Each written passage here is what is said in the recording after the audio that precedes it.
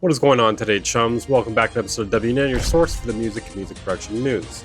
We have some interesting stories again today, of course, otherwise I wouldn't be making it. VCV Rack decided to shoot themselves in the foot or head. Kendrick Lamar to headline the Super Bowl. We got IK Multimedia T-Rack 6 out now. Let's get started. You may have heard of VCV Rack before. You can use it to do modular synthesis in your DAW or standalone. And they decided they don't want people to like them anymore. They decided to release a subscription plan. So this has people pretty pissed off. I will throw them a little bit of leeway here because you could still pay for the product. They've just added a expensive subscription option as well. Today we're announcing VCV Plus, a new way to get instant access to VCV Rack Pro with an extensive library of premium modules for as low as $19 a month. Now that is pretty misleading because yeah, it's as low as $19 a month. That's if you pay for an entire year. I always hate when companies do this. They'll advertise a monthly option at a certain price, yet you're gonna have to pay for a full year to get that actual price. Just say it's that much for a year. Quit lying. Quit lying to us, okay? It's actually $30 a month if you want this. Now, it would be better if they made it a lease to own model. It's always shitty when it's like you're paying for something and you don't even get anything out of it. It's one of the many reasons why people don't like Adobe. I mean, at least from what I could tell, I think people are overreacting a little bit because you can still own it. You can still buy the Rack to Pro. And then you can also buy the premium modules. I'm not someone who's personally used this like at all because modular synthesis makes me want to vomit. And modular synthesis in my DAW makes me want to vomit even further. And I'm actually holding back vomit right now as I'm speaking. Yeah, as you can see here, you can still get Rack 2. Granted, you do have to pay for Rack 2. There's no free trial for VCV Plus, but you can get a refund within 7 days. So it's not terrible. I know why there's so many subscriptions these days. It's because they're running out of things to add. And the only way to continue making money off you is by having a subscription option. Because if they run out of products to make, well, what else are they going to do for money? They're just going to run out of business at a certain point. Having the subscription model will essentially keep them in business forever without them having to make new products. Or if they do, they can take their time with it. I don't know. We're just at a weird point in music production right now. Okay, this is a rather interesting story here. It actually came out a few months ago, but it's only been proliferating around our area of the internet lately. That was an interesting way to say that, I will say. So I actually got this from Ab McCree, who he got from somebody on Instagram, but it's apparently from Club Shay Shay, which is Shannon Sharp's podcast. Basically, it appears Ty Tribbett is claiming to have written the melody of Justin Timberlake's Cry Me a River, and he was only paid $2,000 to do so. I know what you guys are thinking about this picture. I'm not going to say anything, but I will say this picture is absolutely insane. And he never got credited for it. Meanwhile, the song went on to make, millions of dollars. Essentially, Timbaland paid him. So, like, before I thought it was maybe the record label or somebody trying to cut him out, but maybe it was Timbaland himself, the noted, really good guy that's allegedly stolen money and not paid his employees and all that good stuff. Bad, like, I mean, $2,000. That's pretty good for a session musician.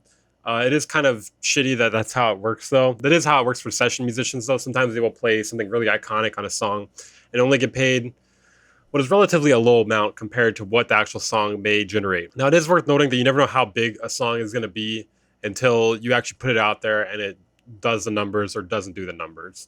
So, getting $2,000, it could be good or bad, depending on how you look at it. I mean, doing that for that melody, though, I don't think it's that bad, but splitting it up between the band is crazy because, I mean, who did what here?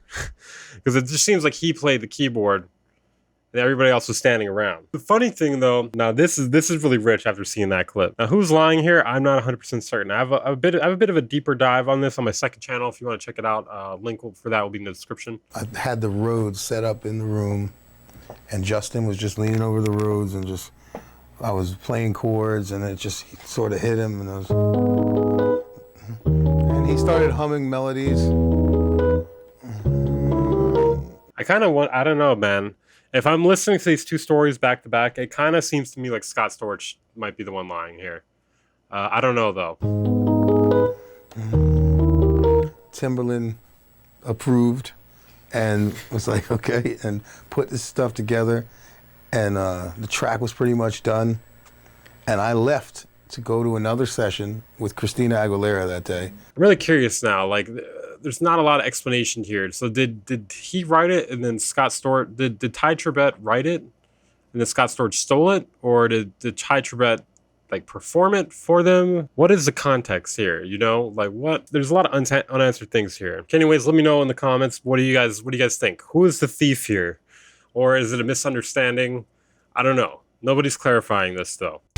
Music speaks to the soul in funny ways, and it's like with Cry Me a River, I could see, like, I watched him come in the studio, I just watched his body language, and I went in the booth, and I knew that sound. Okay, now we got 3 fucking people claiming they wrote this goddamn melody.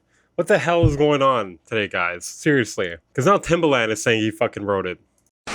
In our next story, we have a clip that makes Rick Beato look not so good. Just say you hate black people at this point. Amazing thing is that there's really no rap or hip hop so far in the chart. This is really incredible. They're all guitar oriented. This is a straight rock song. It's cool. It's got good production on it. I've always felt like Rick Beato just does not get rap music. He's always expecting key changes. He's expecting certain things from songs that you're not going to get in a rap song. He doesn't like the repetition. He just genuinely does not get it. He has a very specific set of parameters he's looking for in a song for it to be good. Personally, I don't really get why people take what he says so seriously. I don't know. I don't hate him or anything, but I just think he's an old man that doesn't really get a lot of today's music. Somewhere Drake is punching the air right now, because it turns out Kendrick Lamar is going to headline the Super Bowl. There you go. Give me one more. Ah! Come on. 2 more. Just like that. There's no way there's somebody over there actually catching those footballs, right? Because I don't hear any sound. Like, they should have at least put some Foley in or something. I don't know. So it just seems poorly performed. Ah! 2 more. Ah! Exactly. Like, it's making it seem as if he had lost his mind here. He's just shooting balls out at some random field, and there's nobody there, but he thinks there's somebody there. My name's Kendrick Lamar, and I'll be performing at Super Bowl 59. Will you be pulling up? I hope so. Because I'm about to call Drake a pedophile in front of millions of people. No round twos. Let's get it. Rough, man. Drake somewhere is crying right now. He's on his knees somewhere in a Walmart. Boom! I won't want you to miss it.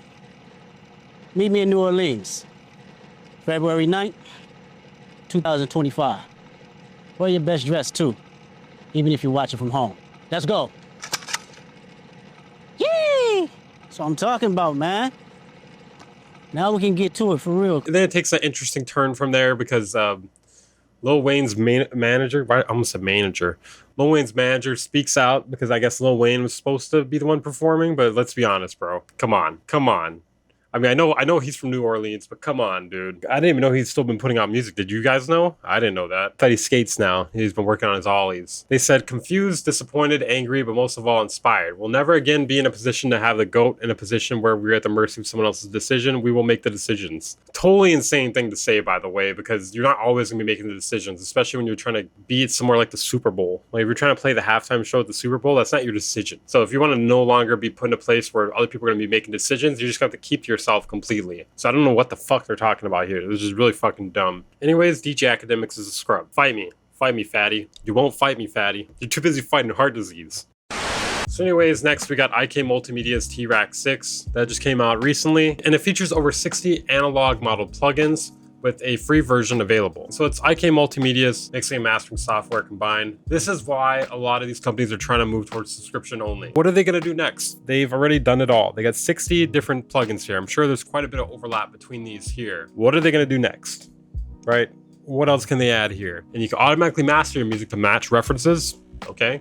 It also features an all-in-one plugin as well as a standalone mastering console. It's got presets and scanning tools. They've added a modules manager, the T-Rax plugin. They've added sidechain functionality. So all the dynamic T-Rax 6 plugin modules now have sidechain functionality. They've redone the graphic user interface. So they've added something called Master Match X. It's intelligent auto mastering. So essentially sounds like Ozone. Is it better or worse than Ozone? I can't particularly say at the moment. Maybe if you guys use it, let me know down in the comments. That's so weird. Why do they have the option to download the demos here? I don't want to download the demos. So they have different versions, ranging from the free version, the T-Rack 6 regular version, $99, Pro version, $199, and the max version for $299. And I'm not going to say what's in what, but you can take a look here if you want to. Bunch of shit or not that much shit, depending on which one you get. Okay guys, that's it for this episode of WNN, your source for the music and music production cunt. If you press the like button on this video, I will give you a big old smooch. Come here. Come here, big boy. Subscribe if you're new here. I would appreciate it. I post videos like this almost every single day, as well as some other things. Check out my second channel if you haven't. A great way to support the channel is by joining my Patreon or becoming a channel member for as low as $5 a month to get access to exclusive content, outtakes, and other goodies. There's quite a few now. Check it out if you haven't. I'll see you guys next time.